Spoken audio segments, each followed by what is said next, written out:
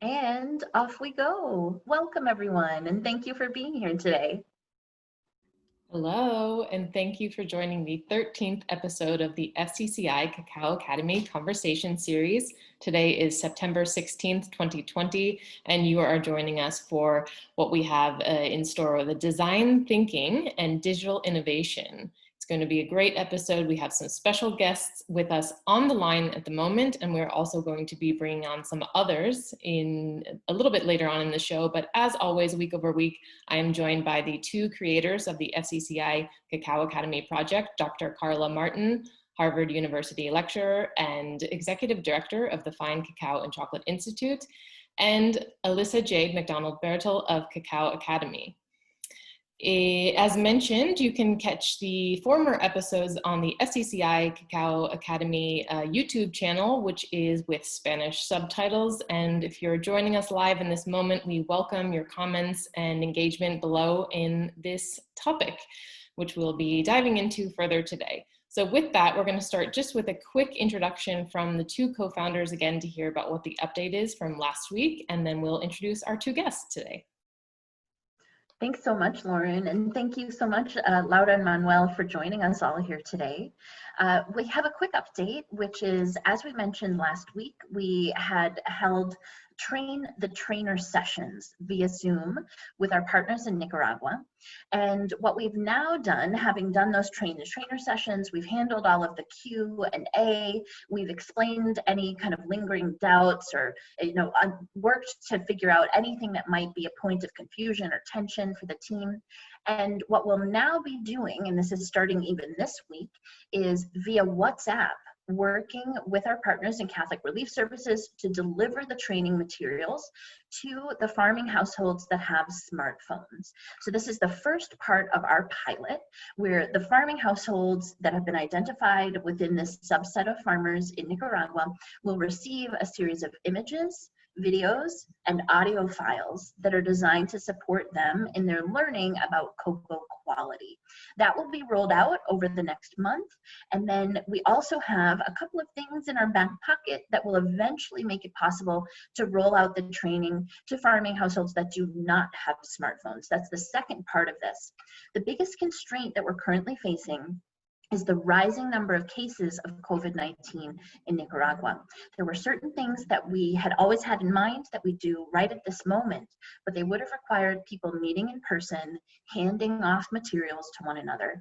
Because of the rising case rate, with our partners, we've decided that the most responsible and safe thing to do is to remain socially distanced. So we'll roll things out to people with smartphones to begin, and then move, once things are a bit more stabilized in the country, to rolling things out to people who do not have smartphones.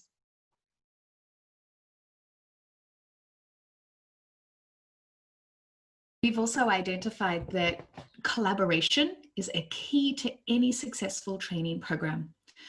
In the research that Carla and I have done independently in the last decade, we've identified that the problem with farmer training is not farmers or the existence of good education material. It is that the confluence of farmers' interests together with the way and materials that they want is delivered to them from people they trust and understand and are engaged with. In the research that we have done in Nicaragua, Dominican Republic, and Colombia, we have found that there is sometimes conflicting information from well-meaning farmer training organizations that range from NGOs to government-led organizations to even companies who have internal training for farmers. So as what we do here at the FCCI Cacao Academy is we do collaborative digital cacao farmer peer learning. That collaborative part means very much from us as well as with the farmers. So as Carla mentioned, we have materials developed based on farmers' needs. They've told us what they want to learn, how they want to receive it, and what sort of methods.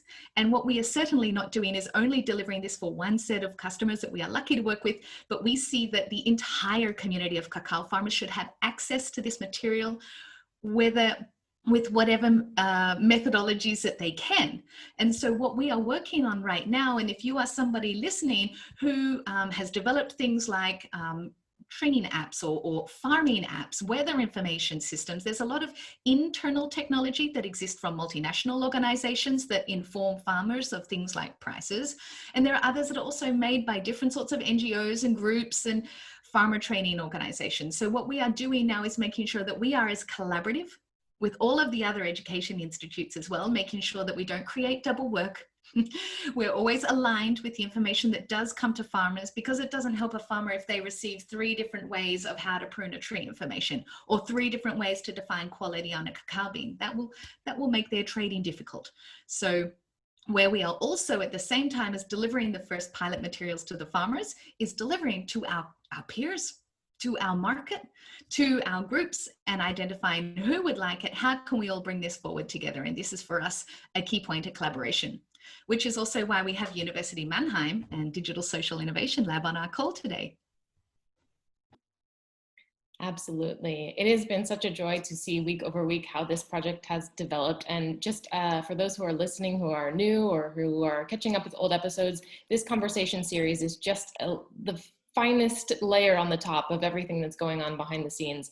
And that's why we have special guests with us week over week to discuss their expertise and how that might impact the project. So without further ado, I would like to introduce Dr. Laura Marie Edinger-Schons of the University of Mannheim, as well as Manuel Kreitmeir. And hopefully I did all right with the German there, but we are blessed to have them with us. They are both co-creators of the DSI Lab. And without further ado, I will turn it over to them if there's anything else they'd like to add to their backgrounds, and then we'll get to some initial questions for today. Yeah, thank you so much for having us. It's really exciting to be here live. Yeah, so maybe just to give you a couple of words about my background. I've been doing my PhD actually in Indonesia.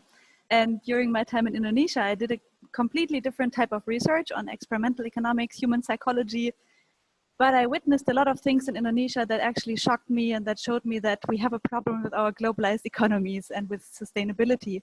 And I learned a lot of methodological skills during my PhD. And after that, I thought, you know, I would really like to work on the topic of sustainable business in my postdoc and then maybe stay in academia. At that time, 2011, everybody told me that's a very stupid idea because I'm never gonna get a job. I still tried and started to do some research with data, impacts and sustainability. I found some good co-authors in the US who wanted to work with me, and found some companies in Germany who were willing to give me a lot of data to work with. And then, yeah, now a couple of years later, in 2015, I actually got the offer from Mannheim to come here and to build up a chair. And they said, good news is they would like to have me here as a professor of sustainable business. Bad news, they didn't have any government funding. So at that time, we started a crowdfunding campaign and achieved to fund the chair as a quite innovative project in a, yeah, typical business school. So since 5 years, we've been working on the topic of sustainable business. And one of the main things that I believe in is collaboration with different stakeholders. And I met Manuel and we started a couple of different projects together. And I hand over to him to maybe talk a little bit about that. Thank you, Laura. And Laura, you did just well. So it's always a bit struggling with our names. So very happy to be here. Just a little bit about myself. So this topic is very dear to my heart because also the background that I have.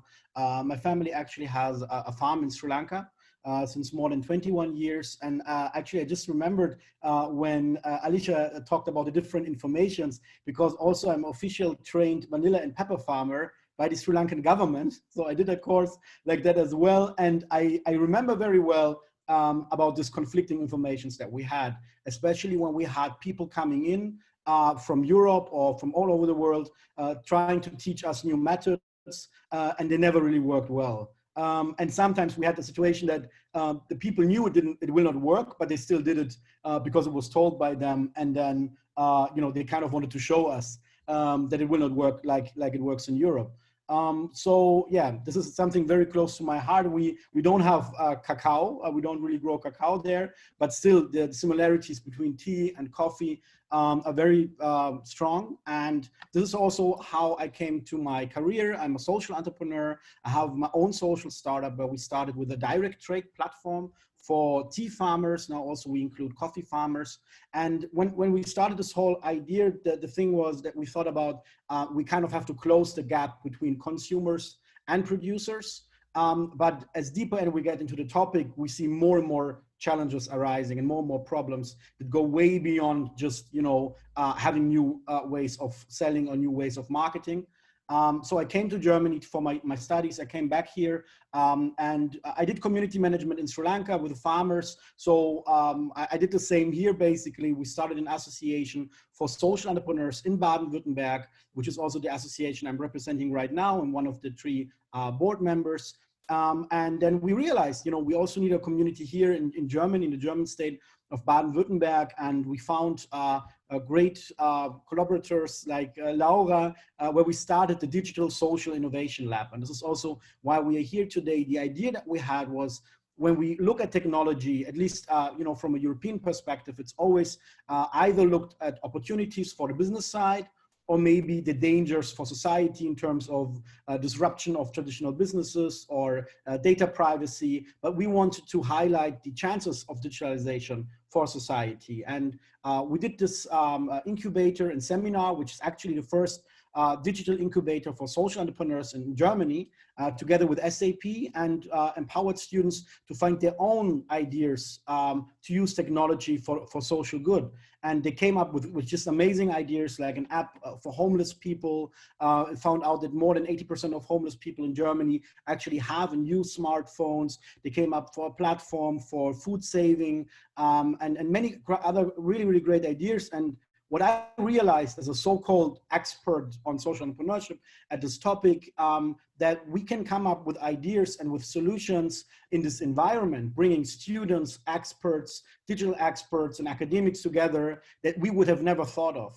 And so this was kind of the inspiring factor. And yeah, last semester, when we had to go fully digital and focus on COVID-19 responses with our students, we had the luck that Alicia was part of our jury. And this was also the way how we joined the FCCI Cacao Academy. We did our first workshop together with the students and the teams, trying to find innovative ideas of how to approach cacao farmers and curriculum. I think we'll go more in detail later. And yeah, we're very happy that we can contribute with our experiences. Now 3 semesters already at the University of Mannheim, and still learning, still collaborating, and yeah, very happy to be here.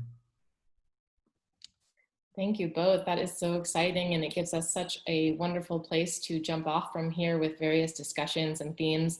Laura, I'll start with you because you just mentioned briefly about stakeholders and corporate responsibility, and I know you had written about that last year. Would love to dive in to hear a bit more about what is the responsibility of companies and how that might affect their growth.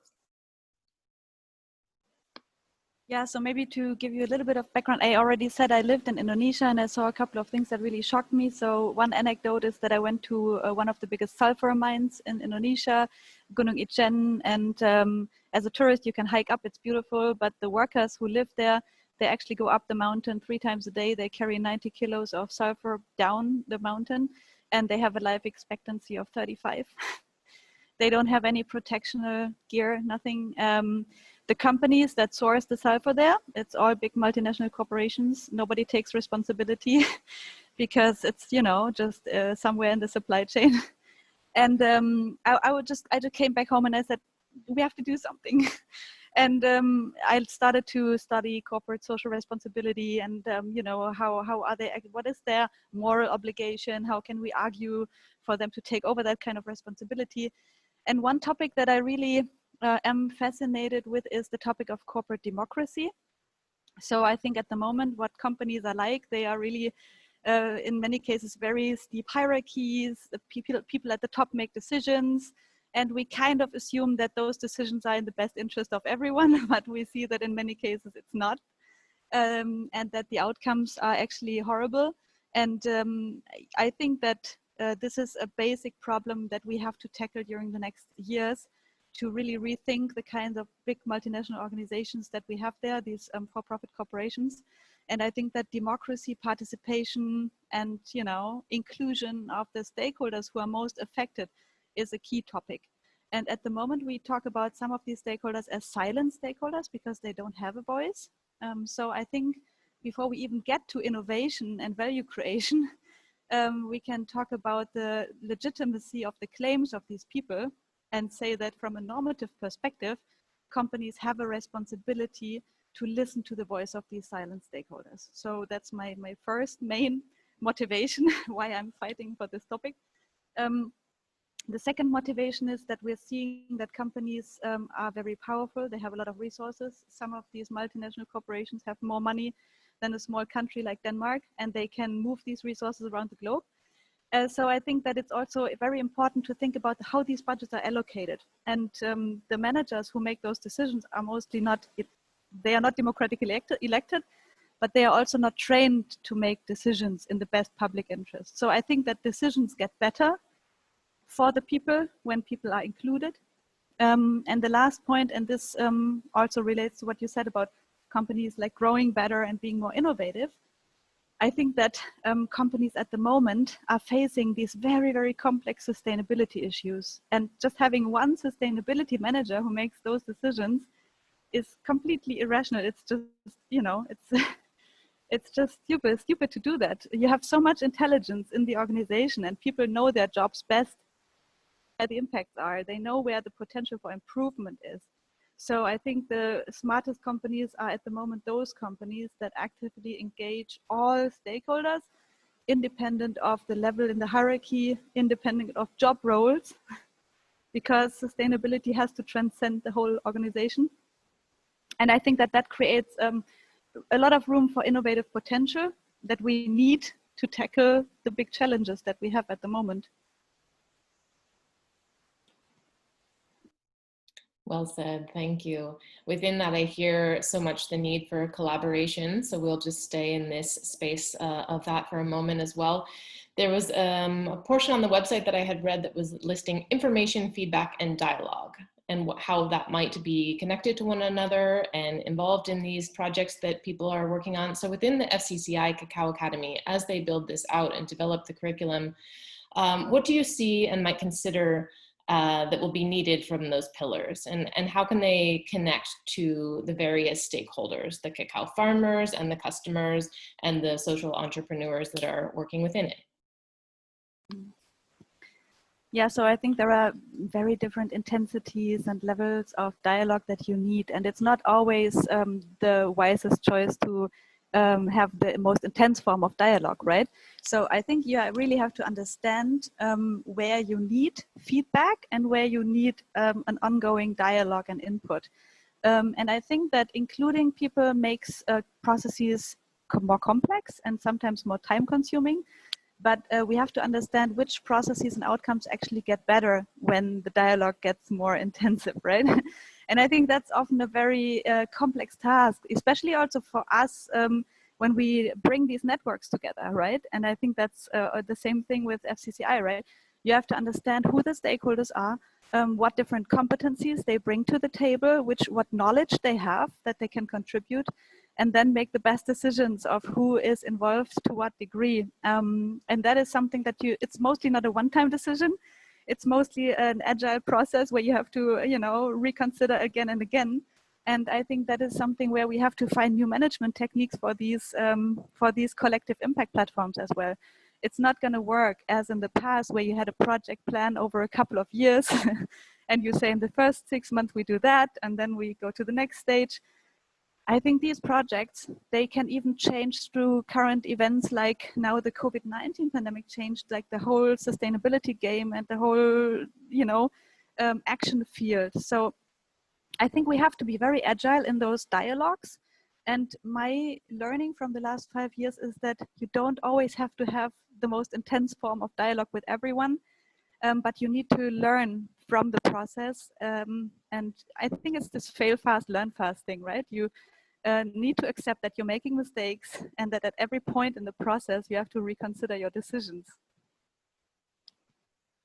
I just want to add here, Laura, what you said. I think we don't really have best practice examples at this point where we can really see that this has been implemented. And also when we talk about collective impact, for example, and this is something which is used a lot, right, in the impact scene. If you really look at the academic background, where you need a backbone organization to actually bring these things together, and there's a lot of soft power involved into that. So that's what we do when we speak about open social innovation at the DSI level, other projects. As Laura said, bringing these different stakeholders together is a bigger hurdle than you might think. Bringing academia and corporates together, and then also involving governments, for example.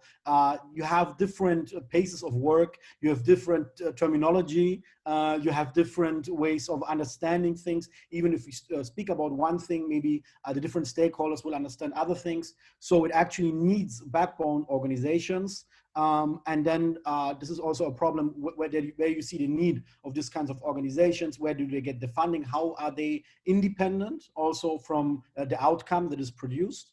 And when I see, for example, social innovation projects are happening, especially with partners from the corporate world, but not only limited to there, they want to have the outcomes clear beforehand, right?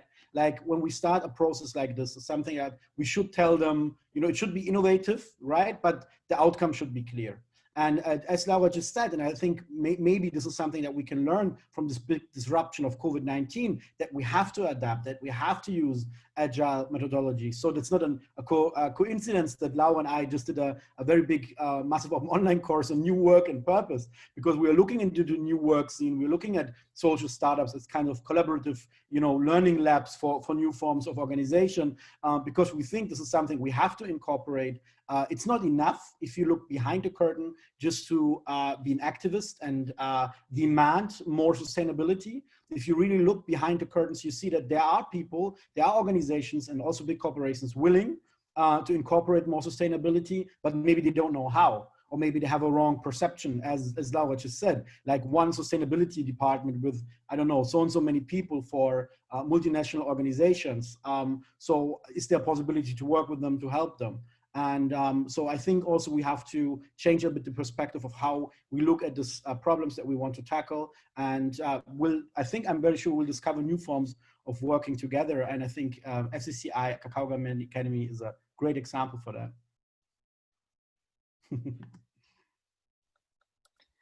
Thank you so much. These are all great points.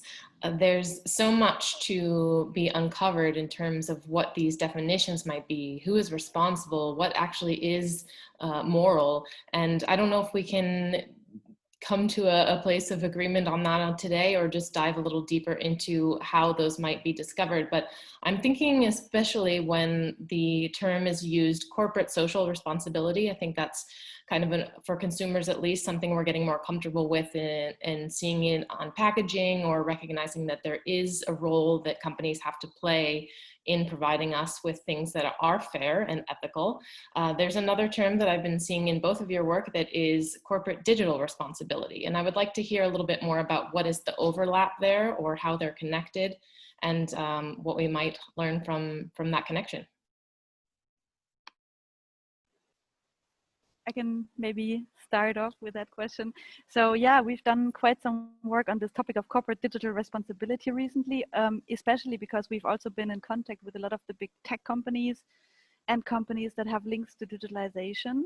And if you look at the traditional models of corporate social responsibility, you always see these levels of responsibilities, right? Companies have to obey the law, they have to be economically sustainable in a way that they survive. And over and above that, we have social norms, and companies can make contributions to society in a positive way. And the question is, like, why is it not enough to stick to the legal regulations, right? So we could say, well, if they just obey the law, if they play according to the rules, then everything should be fine.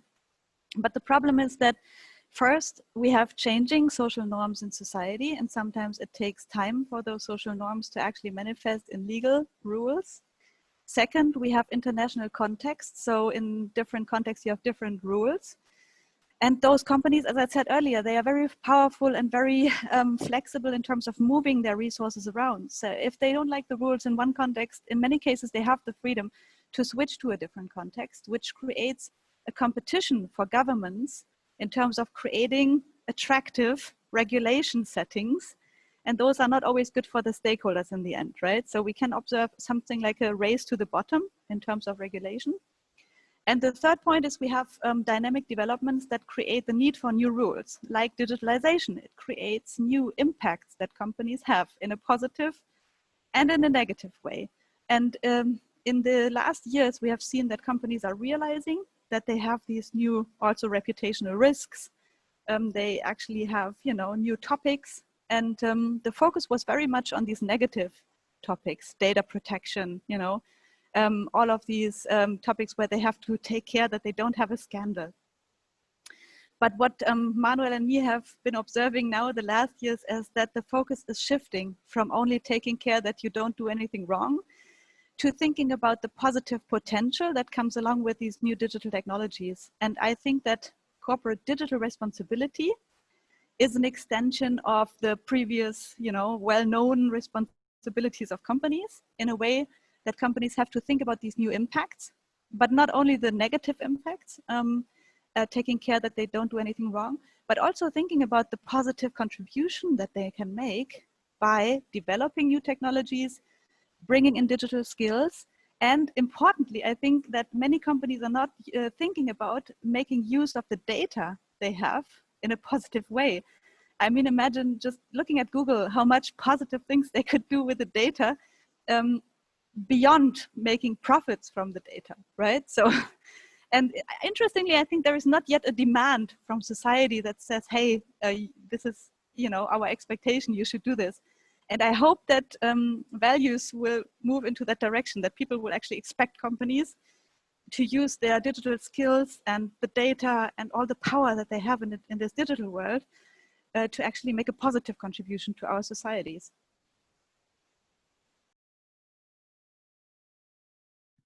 Manuel, anything that you'd like to add there?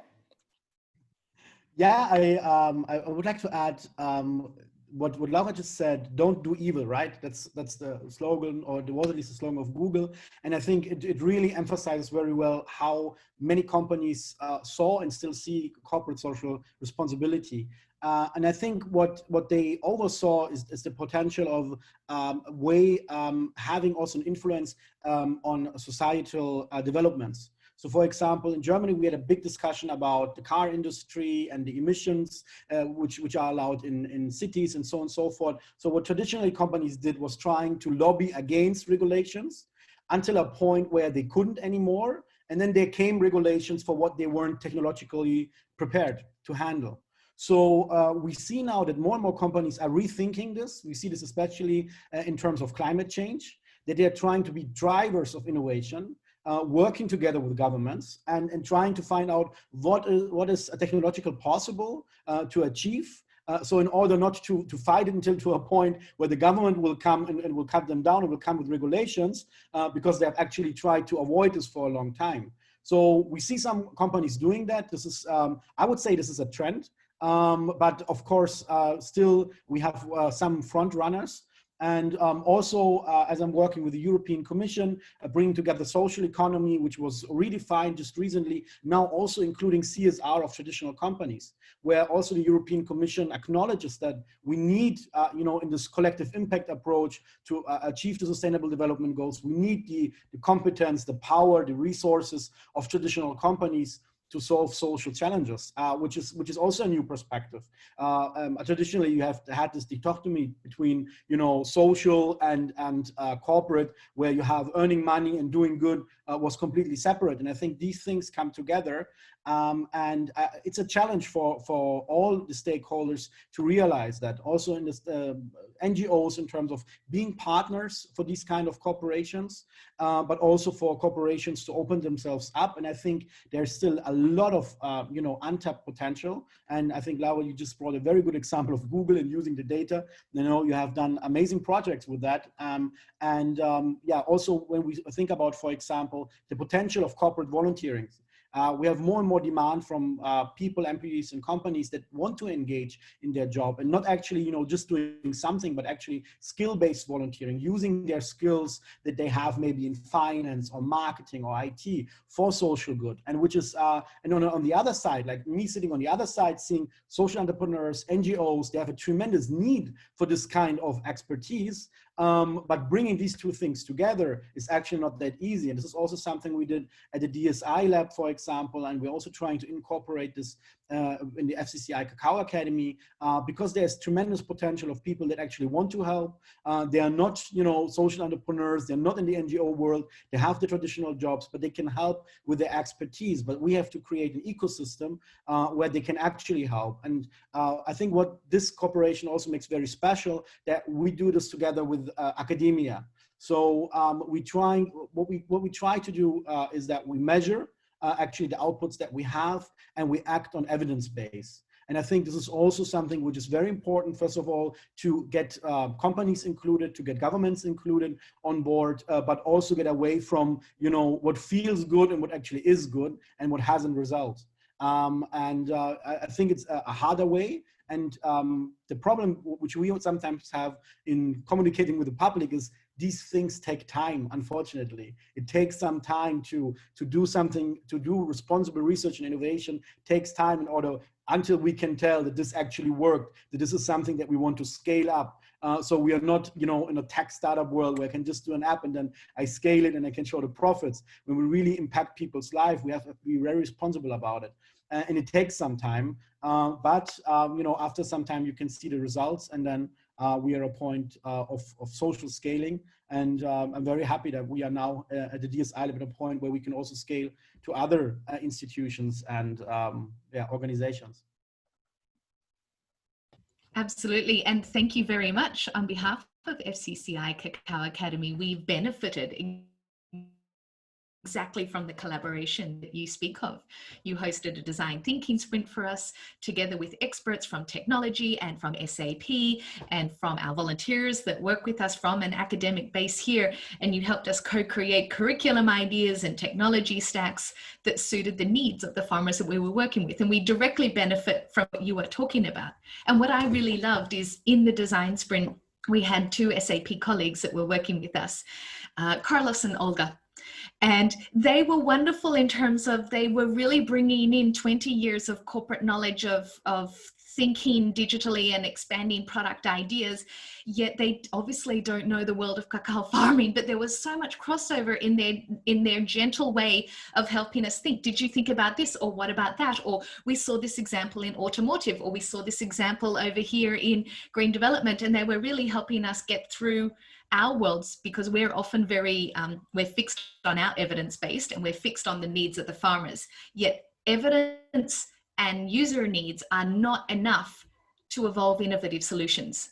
And so what we really found is on one side working with students and volunteers from the market, as well as from corporate volunteers who had that background, helped us open our eyes and see where can we learn from next, what can we like cherry pick ideas from. So thank you very much. It's been wonderful, and we look forward to an ongoing journey with you together.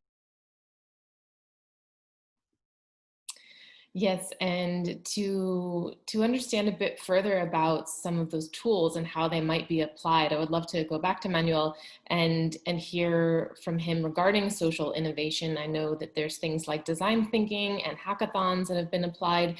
How do you advise companies, or even in particular the FCCI Cacao Academy, to use such tools, to know what is best for their circumstance and situation? And I think maybe it'd be helpful for the audience to have a quick overview of what is design thinking, and then we'll start from there.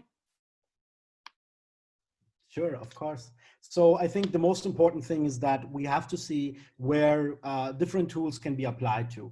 So what we see, especially in the corporate world now, coming into the world of NGOs and philanthropy, is, you know, I always call it throwing design thinking at things, you know, and problems. If you don't know how to proceed, it's just like, okay, let's do. And that's also why, you know, in some circles, it got a bad reputation in some parts, because it didn't help. What we see is that we have to really see where do you actually want to apply it and where does it help. So what we did with the FCCI Cacao Academy is what I would say is an ideation. So traditionally, where we start is that we had an evidence base of the cacao farmers in Colombia. We had introduction of a persona, trying to narrow it down to our user in this case, and try to have a diverse group of different stakeholders, including the students, for example, who have been working on this project since weeks, including experts from the NGO world, and then facilitators from SAP, to try to make a clean slate and rethink the whole process from the perspective of the user. And I think this is something where we can see that sometimes, and I think everybody of us knows this experience, when we have been working at a project for quite some time, we will develop some kind of narrow-minded thinking. We are not, we are too focused on the solution maybe, we're too much focused maybe also what our customers or our beneficiaries are actually expecting us to do. And we have to rethink what actually the user, the one who's going to use the application, the cacao farmers in this instance, what would be, in their user experience, what could be beneficial for them. And then afterwards, you come up with a whole stack of ideas, possibilities, and then you continuously work on that. And that's also one of the reasons that we have realized it's not, being innovative is not something of doing a workshop. You cannot do it in one day. You cannot do it in some hours, not even in 1 week. It's actually something that you have to incorporate in the way you approach things. That always you're going to look back at what you did and then apply the ideas that you have to the new realities, to the new evidence, have different interviews with, for example, users, and see what things actually applied and alter this again. So having this iterative process. So basically, design thinking is a method that we use to try gather, collectively innovative ideas from different group of stakeholders. And I would say it's just one of the toolbox that we are actually trying to use in order to create an environment that fosters open social innovation. What we found out, it's very critical to have stakeholders from these different sectors. Like this cross-sectoral collaboration, I think, is really key. It's also the hardest to achieve, as we said before, having academia present, having people from corporate, and also having people who actually have, from the field, working at the field that we are talking about, and then applying it very fast and talking with actually the stakeholders that we want to improve. So having this process facilitated, and then, as I said, a iterative process where we always, come to a better solution, not the optimal solution, but always a better solution. And that's what we said, like probably, and I think this is an experience you are going to have as well at FCCI Cacao Academy. We definitely had this experience before, that you develop something which is good, and then you apply it, and then at the moment already you apply it, just in this complex world and fast world we are living in, it's already outdated, and it can be always made better and applied. And I think this is more or less a matter of culture. And acknowledging innovation, acknowledging change as something positive, and actually something that is a chance. There's a chance for us to grow, a chance for us to have, always better solutions, and not trying to, stick too much to the old ways, not trying to defend, what we have created and then defend it against realities. And this is something we see a lot also in the corporate world, right? We have seen a lot in the corporate world. And again, I have to go back, sorry for this very German example of the car industry, where they have defended it for so long against better judgment, because, we tend to fall in love with our solutions, but we should not fall in love with the solutions. We have to fall in love with the problem. I couldn't have asked for a better segue in you mentioning about accessing interviews and different stakeholders. We have on the line to share with you now the volunteers behind the FCCI Cacao Academy, and they come from various walks of life in international locations. They're also professors, they're also food journalists, they're also medical students. So welcome, and we're going to have a moment to get to know each of them and how they've been impacted by the project. Let's see, they're all coming in. Everyone's connecting. Welcome. Hi, everyone. Hello.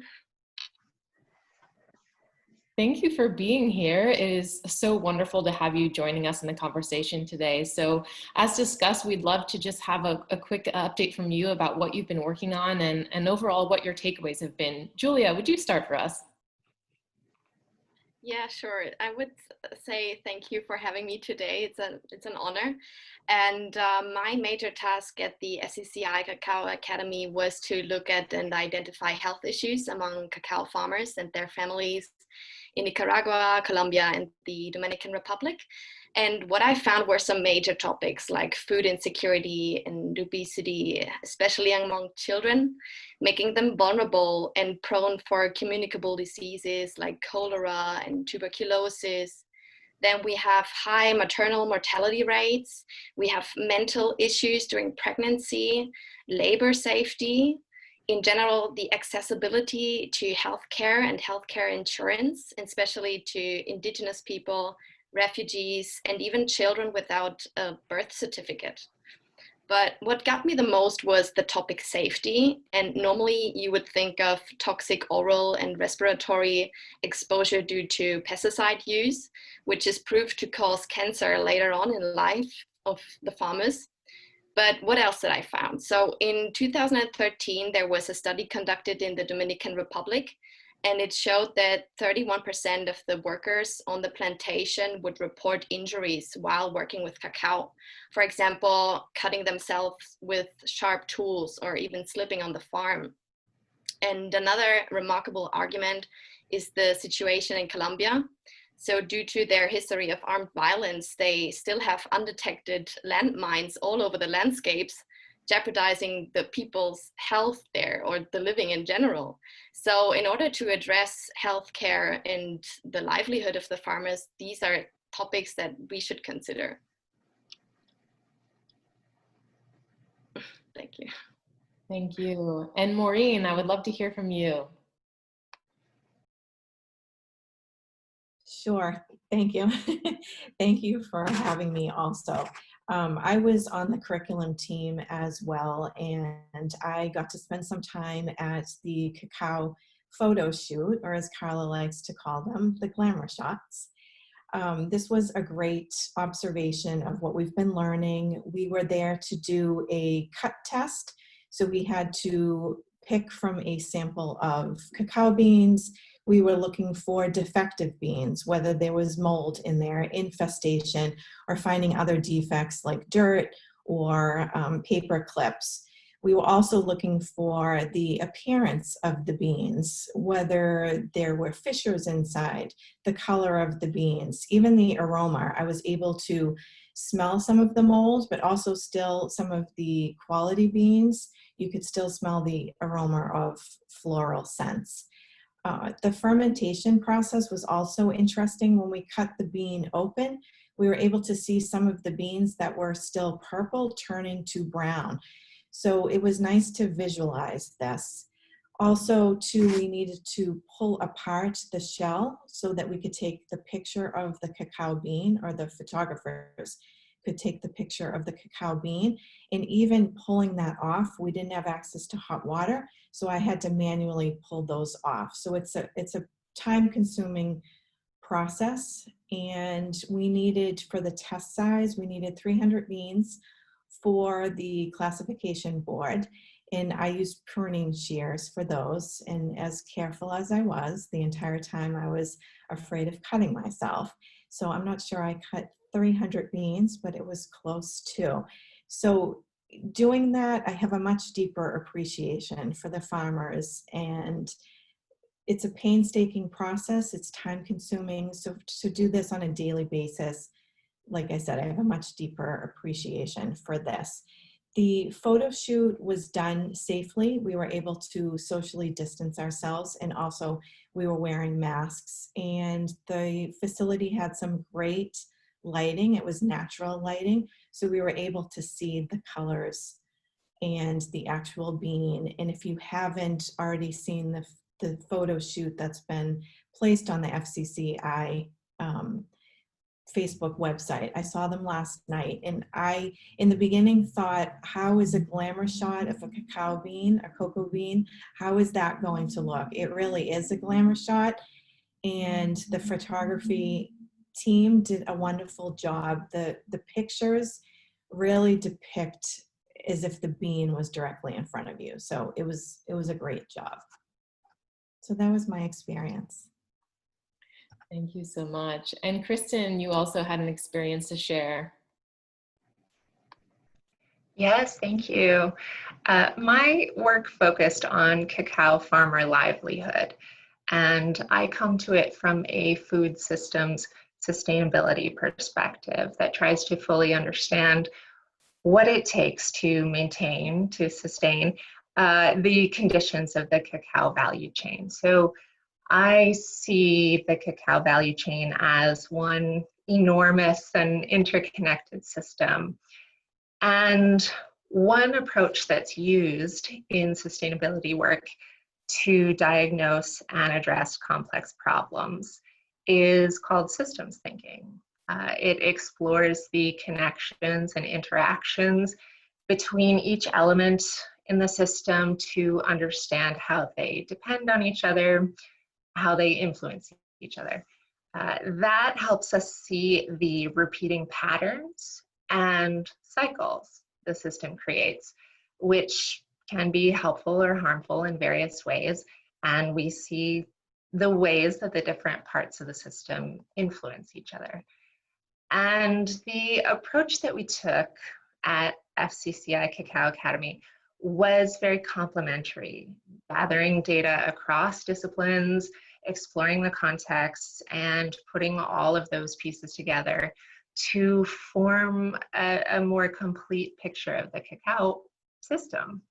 And in terms of farmer livelihood, we found that income depends on many factors. And it's not just the obvious ones like how much it rains in a year.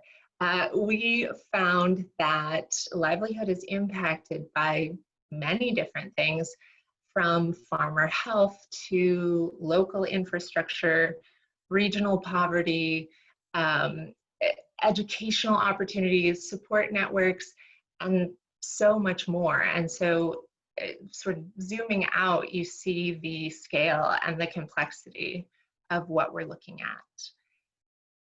The most influential factor is often the bottom line, which is the money.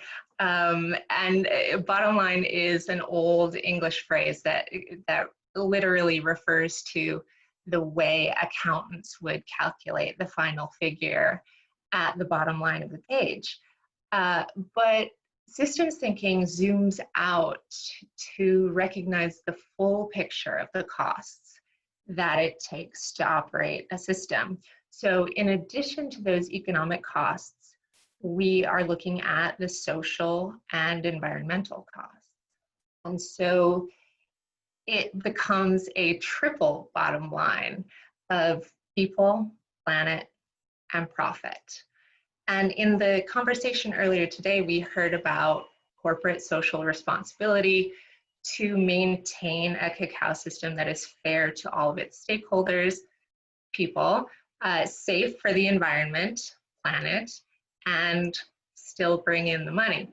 But the evidence showed us that the cacao value chain is struggling on all three of these points because the price of cacao is volatile, current farming methods contribute to forest and biodiversity loss, and vulnerability in the livelihood of thousands of people working within the cacao system.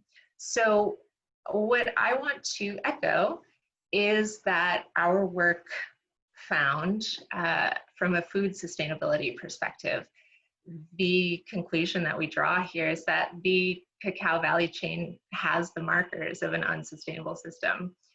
And this tool and the education and capacity building that this tool can provide can disrupt the systemic cycles that harm vulnerable populations and move the entire system towards sustainability. I appreciate those insights. Thank you. And Annie, we'll move to you. Hey everyone, thanks for having me here.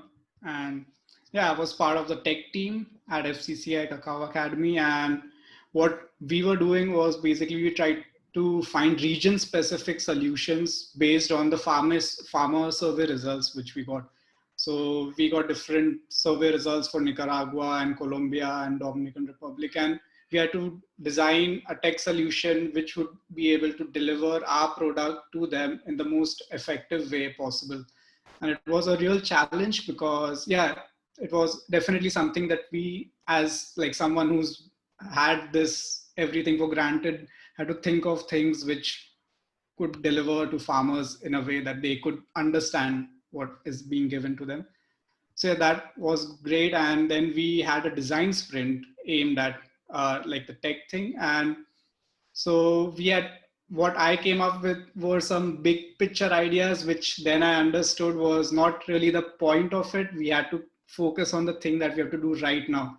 So that is what I took away from it, that we, like, it's good to have a future, like a big picture idea of what we want to get there, but it's more important to have solutions for right now, which we can implement as soon as possible for the farmers.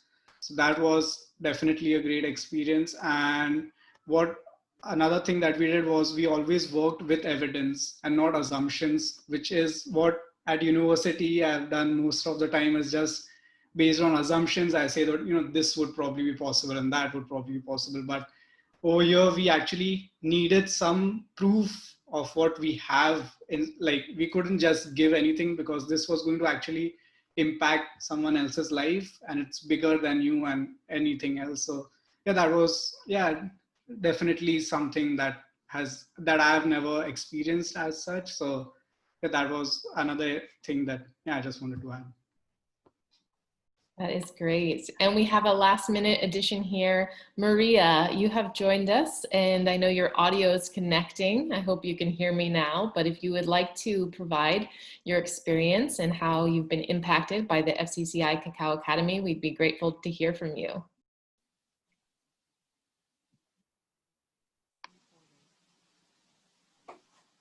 Hi, Maria, did you hear us? Hello, I just joined in. You have, yes. And if you would like to share your experience, we would love to hear where you are and what's going on and what your takeaways are. Sure. Yeah, currently in Mexico. I am a dentist. I have experience working with communities in Colombia, farmers. Personally, my background, my family, they produce cocoa. And I always have this interest in cocoa since I was a child. And then in university, I joined this research group in public health, in collective health. And from there, this interest in researching about the living conditions of farmers, starting there. Then with this experience volunteering for the FCCI, for this specific project, helped me so much to frame my research that I'm building now. I'm in the process to apply for a master's degree here in Mexico in rural development. And yeah, it was very helpful to have all the evidence that was provided there, as well as all the weekly conversation series.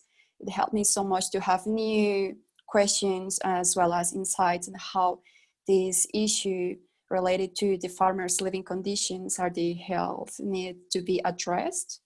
Also with my background in collective health. So yeah, that was pretty much my experience. Thank you so much to all of you. What a pleasure to hear how you've been impacted and certainly how your insights have impacted us. It's been such a treat to have you a part of today's discussion and of course behind the scenes doing so much of the work.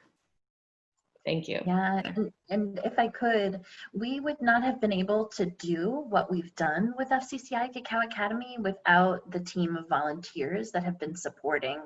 So you're seeing in front of you about half of our volunteers. There's double the number of people who've been working incredibly hard on this project. And you can hear the variety of ways in which they have contributed. So they've been supporting in terms of research, they've been supporting in terms of curriculum development, they've been supporting in terms terms of instructional technology development. They're even doing things with us like, figuring out, okay, so if we want to send out this many messages via WhatsApp, how many megabytes is that going to be? What might the pricing look like if we need to send those? Who's going to cover that cost? And even at the level of thinking of ways that business development might work moving forward as we imagine moving into a second phase of this work. So we have benefited to a point that is really, I would call it priceless, from this creativity, from the work and the labor that this group has put in. And it's really incredible to me to see them talk about it now compared to when we started this project, and see how very much we have all grown together. So thank you all, you're the best. Absolutely, I echo the point, Carla. We would not have got this far that we have without you and the rest of the team there. Perhaps, as Carla mentioned, there are different ways that the volunteers have been working with us, but also the specificity of what they've been working on has been essential. In the research that Carla has done in the past, and myself, we've identified that there are multifactorial impacts that hold farmers back from a resilient and decent lifestyle. As Kristen mentioned with the systems thinking, as Laura mentioned in terms of human rights and ethics. And it is an emerging theme is farmer health. There are many places in the world where, for example, I work within the cacao farmer training setting, and Carla as well, where when we mention, okay, one of the things that we'd like to look at first is how's the farmer health and how is access to healthcare. And often organizations that we work with, they say, but don't you want to ask about the yield of the cacao? And we're like, well, yes, but that's the result of a healthy, happy family being able to take care of itself and deliver the labor it needs to the fields. So the work, for example, here from health has been essential to understanding the interdependency on livelihood. As Kristen mentioned, from the systemic aspect of how livelihood is possible.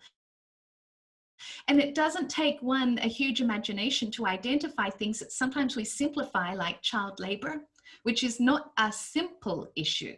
But sometimes we oversimplify our attitude to it by saying it's just about cacao price, or it's just about this, or it's just about that. It's never anything about one issue. And this is exactly why we need a huge team to be working in very specific areas. We also mentioned looking at technology, what technology is possible, the points that Laura and Manuel mentioned earlier about social responsibility as it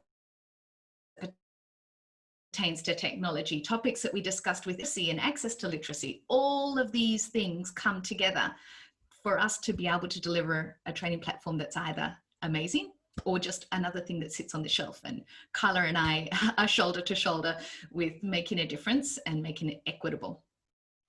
So thank you for your help. Could I add something? I just wanted to say to Carla and Les, you are amazing human beings. The cacao industry is so much better for you. For me, this was an immense personal growth experience. And I know I can speak for some of the other volunteers. We felt really valued here.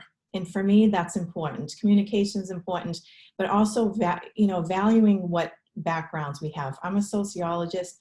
I took the cacao class with Carla a few years back at Harvard, and I've been wanting to learn more about the industry and what I can do as a consumer. And I've learned a lot, and I just want you to know that you're wonderful. I adore you, and I hope we continue on, because I certainly am not done. And this isn't emotional. Like, I feel like crying today. I felt like crying last week. So the audience needs to know Carla and Les are wonderful human beings. And Lauren, thank you for moderating this session. Thank you so much, Maureen. For anyone watching, we did not pay her to say that. This is just water in my eyes. I'm totally fine. And thank you so much. We really feel the same way.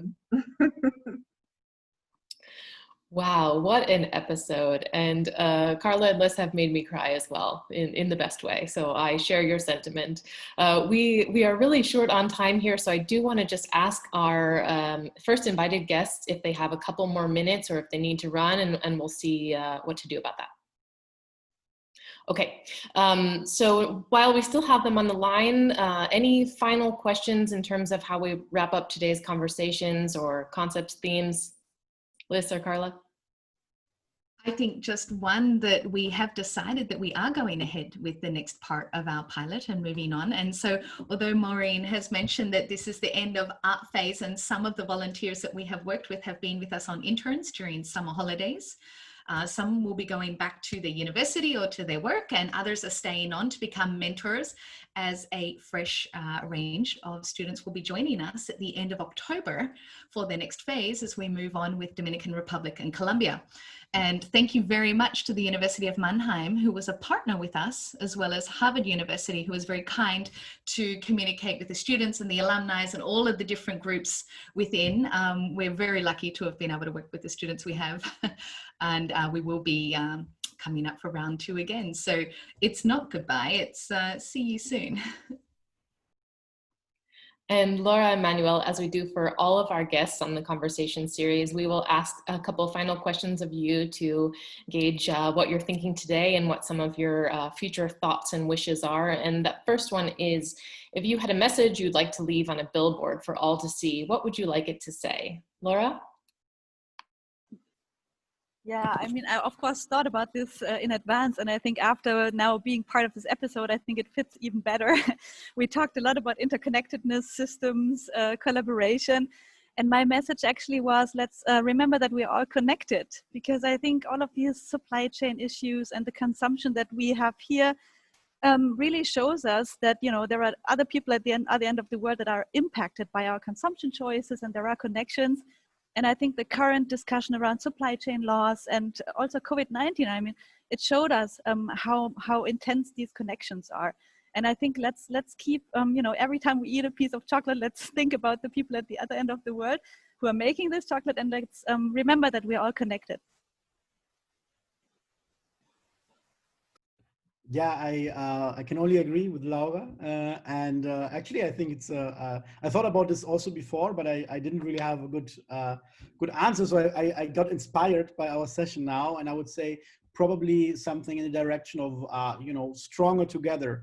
I think this is something we emphasize a lot, and we talk a lot about, you know, that we're working together, and also seeing you here, all the volunteers, is just amazing. Again, Carla and Alicia, what kind of group, what people you brought together, what diversity of people with different background knowledges, and also all over the world, and actually, you know, bringing them together in a way that it has a positive impact, and it's also useful, and everybody feels, you know, that they can have some self impact on the project is really not easy. And I can really emphasize that. And this is really a skill that you have. So doing and working together is not just a matter of thing that we, you know, just say out loud, but in actually having this process, facilitating this process, and also for everybody who was part of this, because I think also for all of us, at least in the beginning, I think also I speak for Laura here, like when you approached us at first,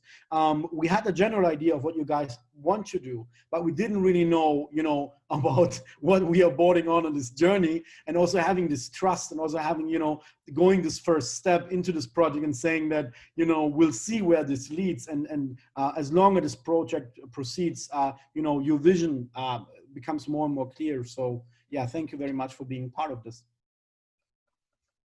And you both have helped so much with this project and where we are today in our conversation. So we would just like to leave with, what can we do here in this room or from the audience listening that might support you in your work?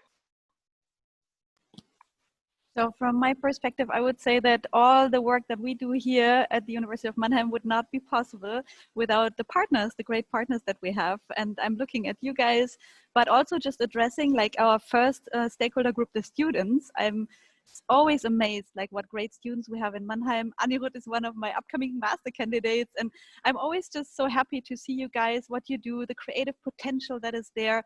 And my message for the students is really be critical, ask questions, don't give up when it gets complex, because there are not always easy solutions. We have to be sometimes brave and really, you know, have the resilience to go on even if there are throwbacks. But the other stakeholder group that I would like to address are companies. because I think they have to be open to new forms of economies that are more sustainable.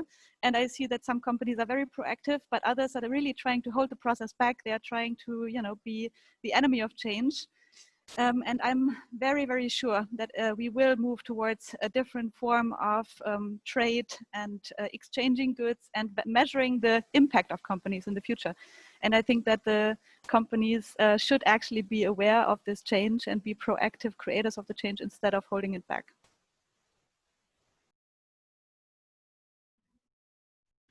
Yeah, this was really, really great introduction. Just very briefly from my side, maybe to all the people here, all the stakeholders. My wish would be that become change agents within your own organizations. Be open to projects like this. I know how hard it is. When we come up with ideas that are not yet, have to be very fast. We are talking about COVID-19 response, not clear funding, and you just come up with an idea, with a vision, which slowly with bits and pieces becomes something that you need people to actually put in this trust and actually make it happen, and not being on the backside, which I experience also a lot, being a little bit skeptical on the backside, whether or not it's going to work out or whether or not it's going to have an impact. And I think we all need to be, change agents. We all have to start this. And like personally, my work, what we are going to have in next year, have a big summit coming up with the European Commission for Social Economy, a lot of different stakeholders coming together. We're working on a lot of projects where we actually apply open social innovation to tackle, many issues that we have, mostly in Europe. So what I would wish is, be open for this kind of projects, and try to, be change agents within your organizations, and and then we can lead by example. And so I think FCCI Cacao Academy again is a very great example for that. So thank you.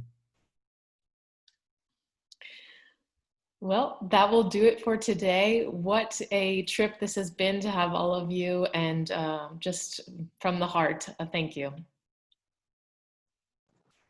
Thank you. Bye-bye, everyone. Bye. Thank you so much for having us. Bye-bye. Bye. Bye.